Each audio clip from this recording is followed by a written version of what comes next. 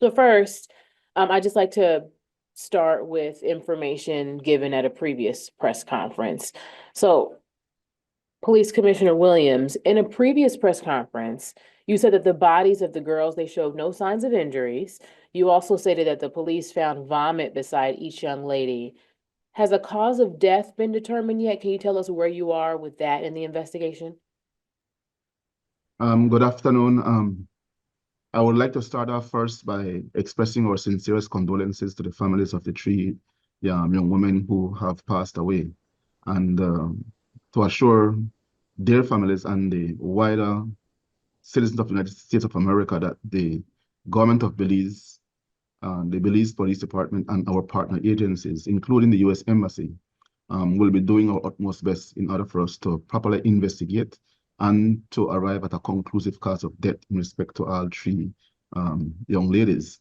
And to answer the question that you have asked, yes, I had said in a previous interview that from an examination of the body done by the police, the scenes of crime, and the pathologists, there was no signs of violence on the bodies of the three young women. In terms of a cause of death, I will leave that for Mr. Shaw to explain to you the findings of the postmortem examination and will explain what the findings means. So I'll leave it at that for right now. Okay. And Mr. Cho, do you want to Yes, pop in on that now? Okay. sure. So the autopsies of the three women were conducted on Monday, 24th February. Mm-hmm. So we did the three autopsies starting in the morning and continuing one after the other. We had our three medical examiners be present during the autopsy. The lead examiner concluded the cause of death, the terminal cause of death, to be acute pulmonary edema. And the antecedent causes, we would call them, or due to, is still pending investigation. So acute pulmonary edema was determined by the medical examiner to have been the cause of death for all three victims. And what led to acute pulmonary edema is what is pending investigation. And that term simply means that we need to do further testing on samples taken from the bodies during autopsy. So as part of the standard process for the postmortem examination, samples are taken not only of blood, but also vitreous humor, some tissue samples, stomach contents as well. And so to be able to provide the laboratory testing for the medical examiner to get that information as to what may have led to acute pulmonary edema. That is where we are now with those further testing. Okay, now, naturally, the community, family, friends will want to know how long this next step will take. About, we know that it's still early in this investigation, but family, friends, parents who didn't expect for their three young ladies not to come home or just would like a better idea of what that timeline might look like. Yes, yes. And just to echo the commissioner's sentiments, we are deeply sorry for what has happened in terms of the death of the three young women, and our condolences go to the family and the communities affected. The process for further testing involves three different sections or scopes, if you will. The first one that we will start this week is to try to identify what types of controlled substances or drugs, if any, were in some of the samples taken from the scene. So these were from different items that would have been collected from the hotel room, to see if there were any controlled substances found in those. But those are not from the autopsy samples. So those are part of scene investigation. So that is underway, or that will start this week. By next week, we should have an idea of what types of substances, if any, were found in the room. The toxicology samples, which is the blood and the tissue samples, are taken from autopsy. We will start with sending those out to the USA, as there's a laboratory that we use in the USA where we outsource advanced toxicology that we cannot do in country. And upon receipt of those samples at that laboratory, The turnaround time that we're requesting is on the expedited schedule, and we should be able to get some results within anywhere from 7 to 14 days. It's hard to peg down an exact turnaround time if the toxicology analysis yields various analytes in the samples. Analytes meaning the substances, whether drugs or poisons or chemicals. If there's multiple findings, then we have to confirm, or the lab has to confirm the quantities or the concentration, and so that can cause a longer period of time for results to be obtained. But the laboratory gave us a window, 7 to 14 days upon their receipt of the items, the toxicology samples, to be able to get us some results. Then following that toxicology analysis, we will do what is called histology. So we also collected histology samples for our pathologists to be able to study or examine those in-house. So we do histology in-house. And that is to look at some of the tissues that were taken from the autopsy. In this case, with the priority tissues would, for instance, be the lung tissue, since the cause of that was acute pulmonary edema, which is buildup of fluid in the lungs. The pathologist would triage those samples, would start with those, the lung samples, to observe under a microscope if there are any findings that are in correlation or correlate with the toxicology results, and also what he observed during the autopsy of the 3 young women. So in terms of a final time or period where the histology will be completed. So as I mentioned, this week we're starting on the controlled substances or the suspected controlled substances. Next week, toxicology should start, and that can run about 14 days. And then after that, we will do the histology. The histology can take up to another 14 days. So we're looking at roughly about a month from now, where we should be able to have more scientific information to support cause of death, to further details in that cause of death. So the pending investigation would take about roughly, it's difficult to peg it down to a definite time period, but roughly about a month from now, we're aiming to have the results back. So we're trying to minimize delays, of course. There are processes that we need to follow, things such as flights that we need to make sure we schedule shipping of samples on, and to avoid delays at airports, etc. So there's some scheduling considerations why we have to ship it out next week. Otherwise, if we could, we'd have sent samples out this week. But there are certain logistic considerations that we have to take into. But we're trying to minimize the delays, because the fastest we can get closure for the families.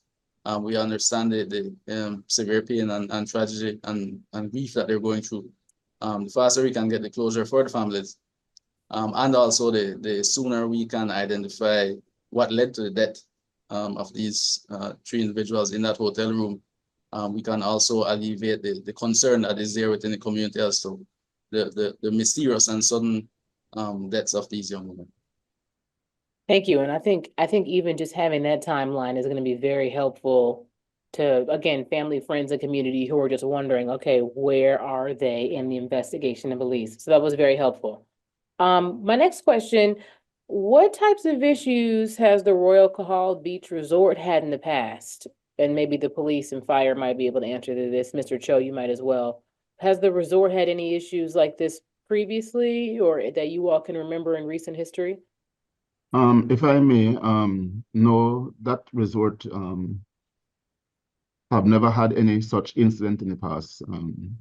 If a matter of fact, I cannot recall in recent and even long-term memory any incident of this nature occurring in Belize that either of our resorts. So this is like a first for us.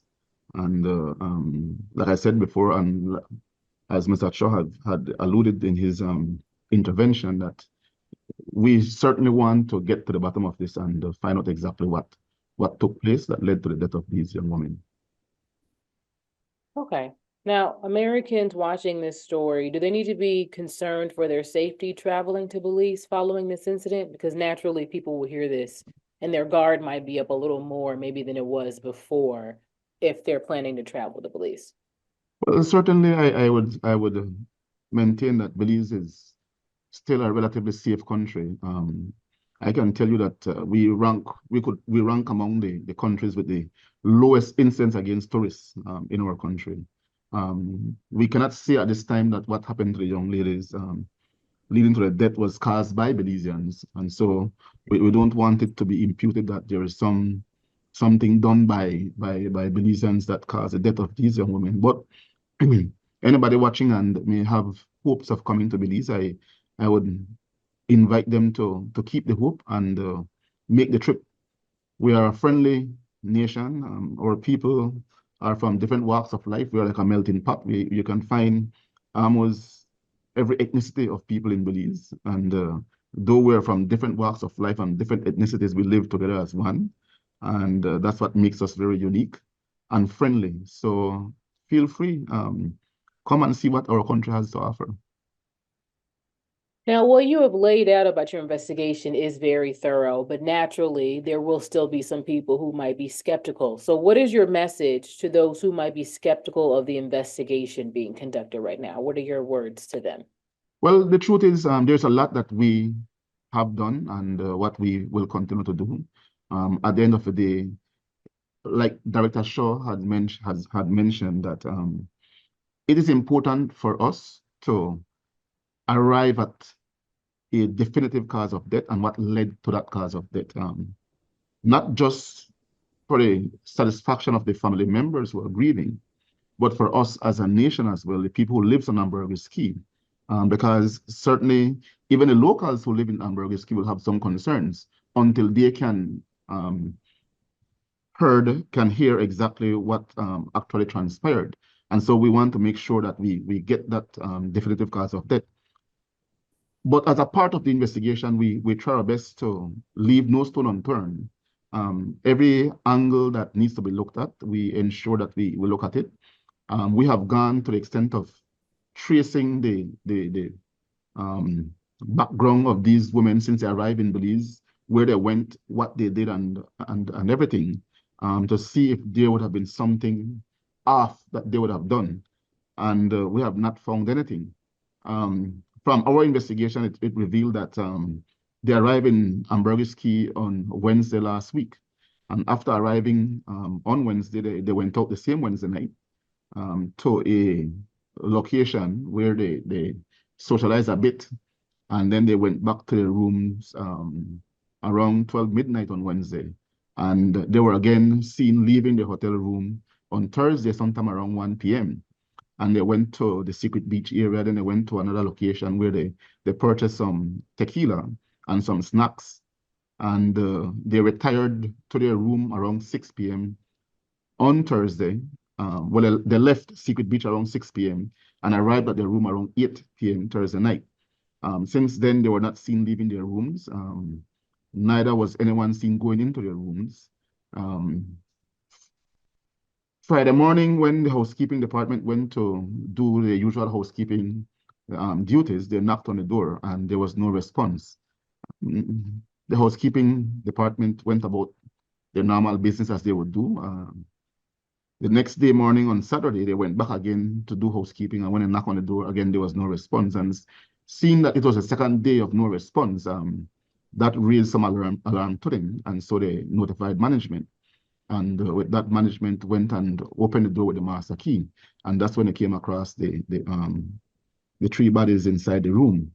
And from there, our investigation kicks in. We brought in the pathologists, we brought in the scenes of crime personnel. The U.S. Embassy was also called to the area, and jointly we did what needed to have been done in terms of canvassing the room, gathering whatever is of evidential value, and that was when they came across the alcohol and the gummy bears, and those were taken into custody and they're at the National Forensic Services for analysis purposes.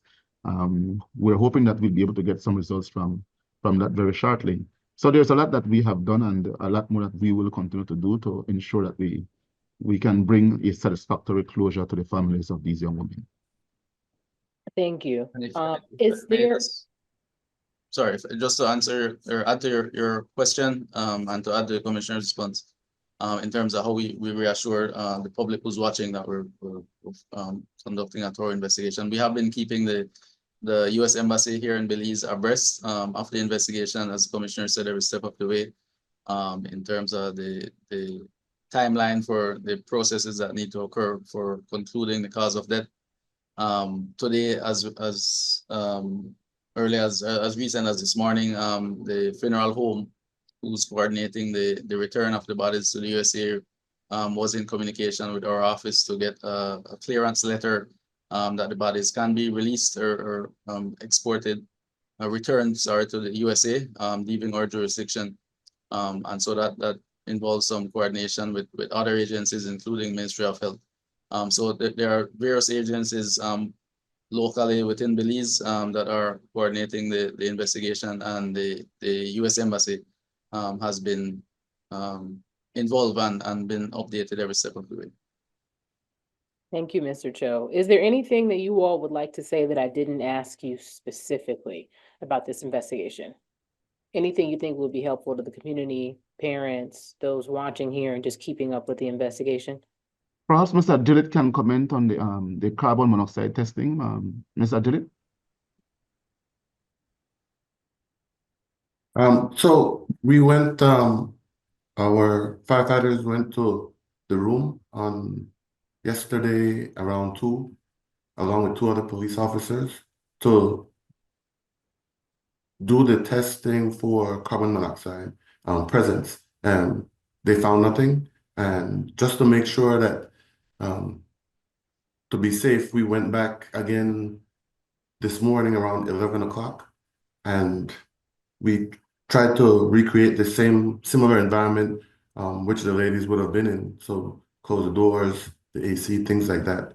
And again, we found nothing again this morning. So at this point, we're basically ruling out the presence of carbon monoxide in that room. Thank you very much. That's, again, any and all information that people can hear, and seeing where you all are in the process is going to help as people continue to follow and wait for more information. I I just really want to add do to that. appreciate that. Sorry, Courtney. No, you're fine, go ahead. Given what the fire chief said, I just want to add that we're still going to test the samples for carbon monoxide. So even though his team has ruled out that it's present in the room now, and under the conditions that they recreated as part of our death investigation and testing of samples, we're still including the carbon monoxide tests, just as a routine measure, and again to rule it out that carbon monoxide levels were not found in the blood or the tissues of the victims. Okay, well, I really appreciate it, and I'm thinking that we will probably also check in with you again. I know you were telling us it'll take at least a month. You laid out the timeline, but this was all very helpful information, very helpful update.